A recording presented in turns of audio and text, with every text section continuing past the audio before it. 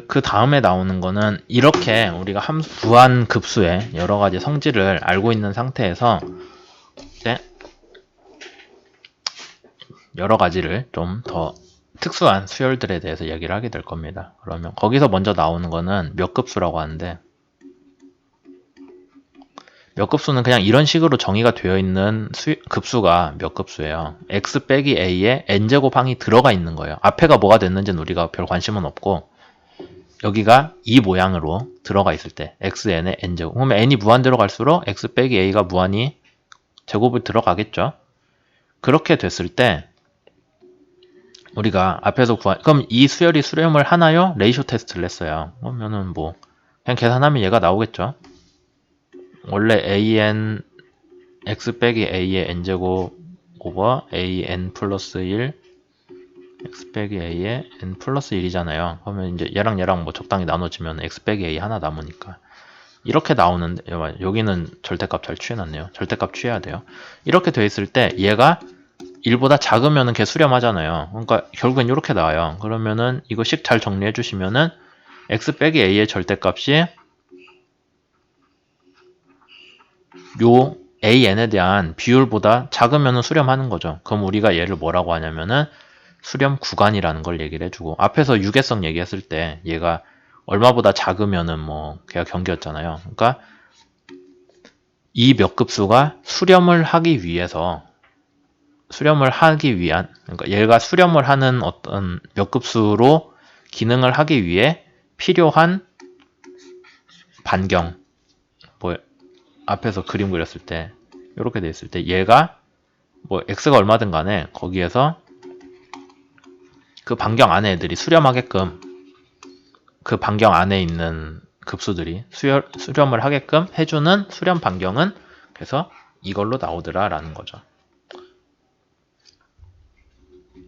얘보다 x 빼기 a에, 이거 우리가 어떻게 이해를 해요? 수열에서 두 항의 거리잖아요. 그러니까 두 항의 거리가 얼마보다 작으면 수렴을 하게끔 해주는 그 반경을 우리가 수렴 반경이라고 하고, 걔는 an에 대해서 정리를 하면 얻을 수 있다라는 거죠. 그 다음에 이제 균일 수렴이란 단어가 나오는데, 어떤 급수에 대해서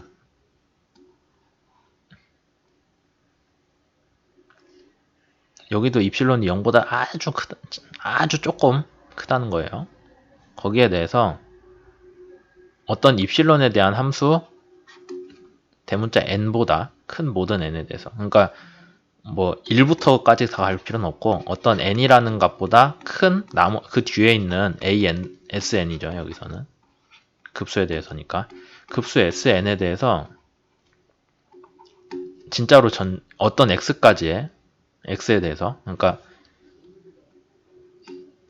급수 an에 대해서 쭉 더했을 때 얘가 x에 대한 함수로 주어지면은 여기에서 여기까지 뺐을 때 그 값이 그냥 입실론보다 작다는 거는 둘이 같은 걸로 봐도 된다는 거예요. 공학적인 의미로는 둘이 같게 나온다 하는 값이 x가 a에서 b, 알파에서 베타 사이일 때 성립하면은, 그러면은 그 급수는 요 구간에서 얘로 균일 수렴을 한다라고 우리가 이해를 할 수가 있게 됩니다. 말이 좀 이상한가요? 그러니까 어떤 급수에 대해서 얘가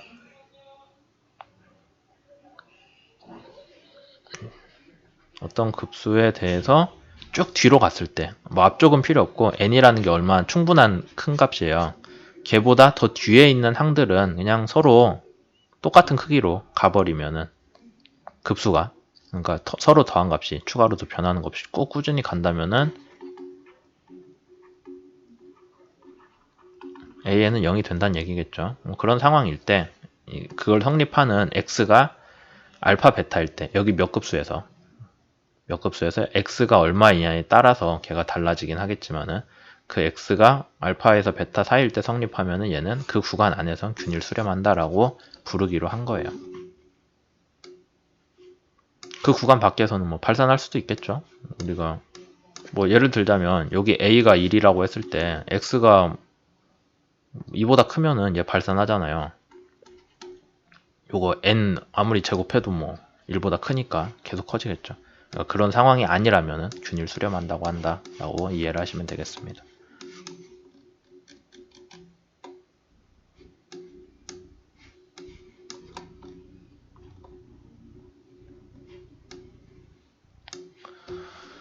이제 좀 더 파고들자면은 각 항이 함수로 된 무한급수예요. 그러니까 아까 an도 x에 대한 함수고 그 다음에 x 빼기 a의 n제곱도 있죠. 우리가 지금 몇 급수 얘기하고 있으니까 그런 상태에서 얘 수렴성을 좀 편단을 해보려고 하는데 우선 얘를 먼저 이거 우리가 아까 그 비율 테스트 했을 때 나왔던 값이었죠. 그 다음에 n이 뭐 충분히 크다는 거는 어차피 앞쪽은 유한한 숫자에서는 우리가 그냥 일일이 더해도 값이 부분합이 얼마인지 알잖아요. 그러니까 충분히 크다는 거는 그냥 무한으로 간다고 이해를 하시면 돼요. 그렇게 돼 있고 그 다음에 아까 그 앞에서 균일 수렴할 때 알파, 베타 사이에 있는 x에 대해서겠죠. 성립하는 r이 있다면은 얘는 여기서 절대값을 취했을 때도 균일 수렴을 한다라고 그냥 이해를 할 수가 있겠습니다. 그러니까 결국엔 여기서 무한급수가 수렴을 하는지 마는지 한다면은 걔가 진동하면서 수렴을 그러니까 플러스 마이너스 왔다 갔다 하면서 수렴을 하는지 아니면 걔에 대해서 절대값을 취해도 걔 자체가 수렴을 하는지 거기에 대한 얘기를 하고 있는 거예요. 요거는 뭐 디리클리 테스트에서 이미 한 거니까 더 얘기를 할 거 없이 넘어가겠습니다. 그 다음에 바이어스트라스 M 테스트라는 것도 있는데 수렴하는 급수에 대해서 우리가 수렴하는 걸 알고 있는 급수에 대해서 어떤 구간에서 걔보다 각 항들이 MM보다 AN 각 항이 더 작다면은 절대값이 작다면은 걔로 구성된 급수는 여기서 절대 수렴한다. 이거 아까 우리가 어디서 얘기했냐면은 컴패리즌 테스트에서 했던 얘기랑 비슷하죠. 거기서도 어떤 수렴하는 급수에서 각 항들이 그 수의 항보다 작은 애들을 가지고 구성되어 있는 급수는 걔도 수렴한다 였잖아요. 여기서 똑같이 어떤 수렴하는 급수에 대해서 몇 급수를 들고 왔을 때 걔도 그것보다 각 항이 작다면은 AN이 MM보다 각 항보다 더 작다면은 얘는 급수는 이제 이런 데서 성립을 한다. 수렴을 한다라는 거고. 그래서 몇 급수를 왜 얘기를 했냐면은 결국엔 테일러 급수로 바꾸기 위해서요. 그러니까 몇 급수라는 게 x 빼기 a의 n제곱이 들어가 있기 때문에 결국에는 얘가 x에 대한 다항식이 되거든요. 그래서 우리가 테일러 급수를 왜 쓰냐면은 어떤 복잡한 형태 함수더라도 걔를 다항식으로 x에 대한 다항식으로 변형을 해줄 수가 있어요. 그럼 다항식은 우리가 적분도 쉽고 미분도 쉽고 뭐 수치 계산도 쉽고 등등의 장점들이 있기 때문에 어떤 테일러 급수를 자주 쓰는데 근데 우리가 몇 급수에서 어떤 문제가 있었냐면은 x가 어디에서 어디까지냐에 따라서 이거 자체가 1보다 큰지 작은지가 나왔죠. 그래서 1보다 작아야 수렴을 하기 때문에 실제로 걔가 값을 구할 수가 있게 되는 거예요. 그럼 테일러 급수 뭐 다시 설명을 하겠지만 뒤에서 테일러 급수에서 얘기를 했을 때도 x가 얼마냐에 따라서 테일러 급수가 성립이 되냐 마냐가 달라져요. 근데 x가 뭐 너무 크다 라고 하면은 우리가 a도 같이 커져서 결국엔 x 빼기 a가 1보다 작게끔 유지를 해주는 거가 몇 급수의 수렴 조건이고 테일러 급수에서도 똑같은 관점으로 접근을 할 수가 있겠죠. 그렇게 이해를 하시고 테일러 급수를 얘기를 하자면은 1차 함수에 대해서 그냥 테일러 급수를 도함수를 얘기를 하자면은 1차 함수도 아니죠. 일반적인 함수에 대해서 도함수를 얘기를 하자면은 이런 식으로 우리가 fx를 어떤 a라는 점에서 함수값이랑 도함수에 대한 적분으로 표현을 할 수가 있어요. 뭐 이거야 그냥 이해하실 수 있겠죠. 그럼 거기에 대해서 한번 또 미분하면은 똑같이 나오겠죠. 도함수에 대한 이중 도함수로 또 표현을 할 수가 있습니다. 그럼 그렇게 했을 때 그냥 아까 얘를 통째로 구한 거를 여기 f'x에 넣어줄 수 있죠. 넣어주시면은 식이 이렇게 전개가 되고요. 그러면 앞에 항만 놓고 보면은 얘는 한번 미분한 거를 또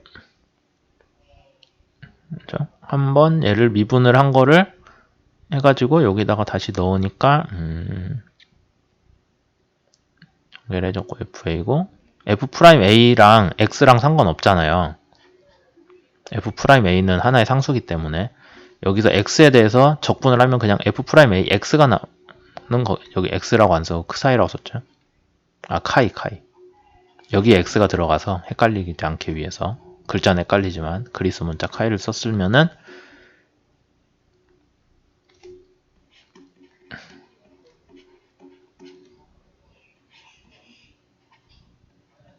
이거잖아요. 그럼 얘는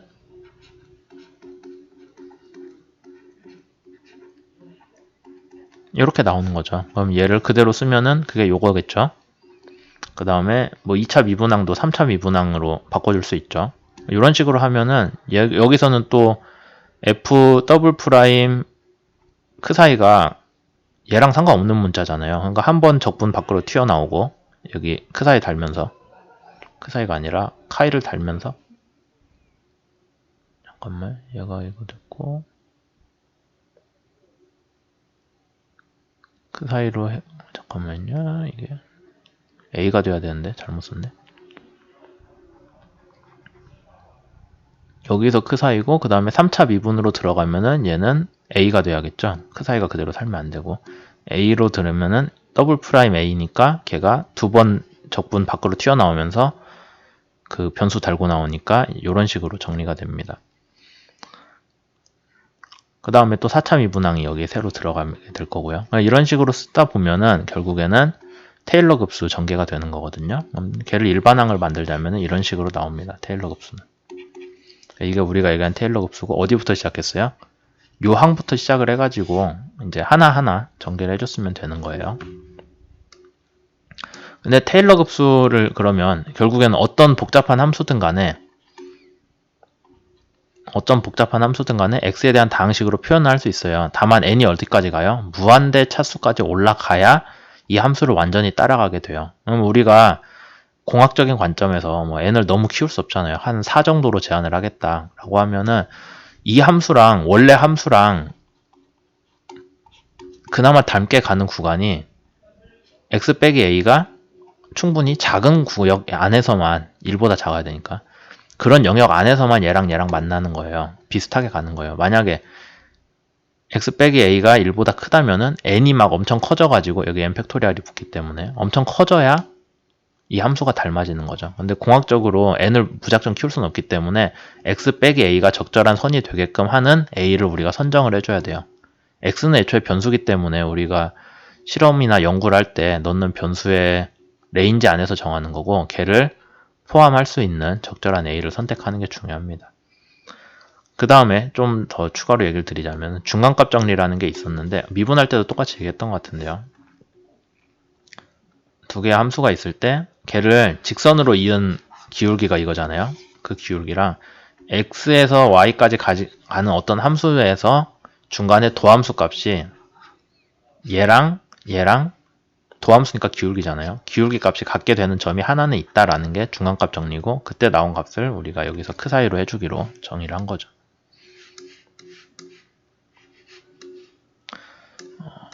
이제 이게 마지막 쪽인데 그 테일러 급수 전개는 그래서 한번 손으로 해보셔도 뭐 충분히 괜찮을 것 같습니다. 뭐 이중적분 같은 거 이해하는 것도 그런 면이 있고 어쨌든 테일러 급수의 이제 해석 가능한 거에 대해서 얘기를 하면은 테일러 급수가 어떤 델타에 대해서 이거 입실론 델타는 똑같죠.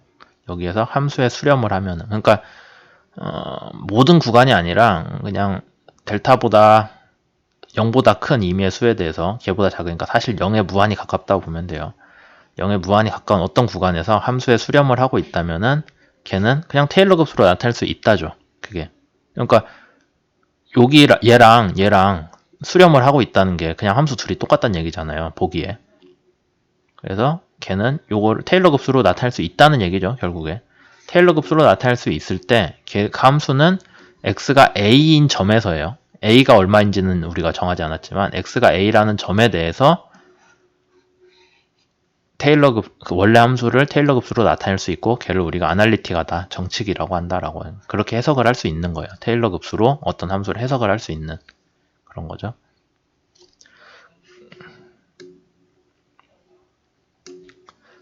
다만 어떤 주어진 함수를 항상 테일러 급수로 나타낼 수는 없게 되는 점들이 있거든요. 뭐 그러면은 걔는 우리가 특이점이라고 얘기를 하는 거죠. 그럼 여기 이제 보시면은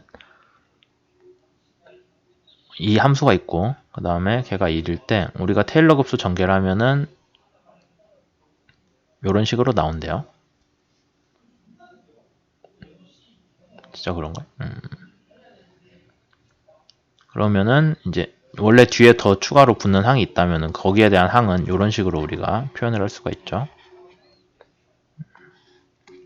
그렇게 돼 있고 이제 여기에서 그러면은 그 사이보다 x 빼기 1이 작다면은 그러면 얘가 분자가 분 뭐뭐보다 작다는 거겠죠. 그러면 얘는 무한대 제곱을 했을 때 0에 가까이 가겠죠. 그 얘기하고 있어요. RN이 0에 가고 있어요. n이 무한대로 갔을 때. 그 다음에 이제 그렇게 돼야 되는데 그럼 여기서 봤을 때 그 사이가 1에서 x 사이에 있는 어떤 값이기 때문에 얘는 어쨌든 1보단 크다는 거죠. 얘가 1보다 크면은 그 사이가 1보다 크면은 1보다 크죠. 그냥 1보다 크면은 테일러 급수는 원래 함수에 우리가 수렴을 하기는 하는데 그렇게 되려면 아까 크 사이가 1보다 커야 되니까 x에 대한 구간이 나오는 거예요.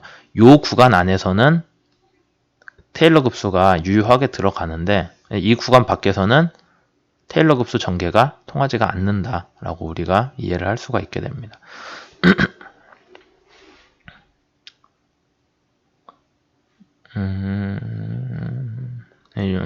말로는 설명을 이렇게 했는데 결국엔 무슨 얘기냐면은요. 이거 함수잖아요. 얘를 다항식으로 표현을 할 수 있냐 없냐거든요. 근데 x 빼기 1이 1보다 작은 x라고 하면 어디서 어디까지예요? 1보다 작으니까 0은 포함 안 하는 거죠. 0 포함 안 하고 어디까지예요? x가 2까지네요. 그러니까 0을 포함하지 않고 이 바로 안에까지 여기 라인은 우리가 다항식으로 어떻게 근사가 되는데 그 밖은 왜 안 되겠어요? 여기 애초에 0은 값이 무한대로 튀잖아요. 그러니까 그런 데는 테일러 급수로 근사를 할 수가 없다라는 게 나오는 거고 그걸 우리가 싱귤러 포인트라고 부르는데 그냥 일반적인 함수에서도 싱귤러 포인트란 말은 쓰긴 쓰거든요. 얘가 함수값이 정의가 안 되고 무한으로 튀는 값이 특이점이기 때문에 그냥 거기서 얘기하는 거랑 테일러 급수로 정의가 안 된다는 거랑 같은 걸로 이해를 하시면 되겠습니다. 그래서 여기까지 해가지고 2장은 마치도록 할게요.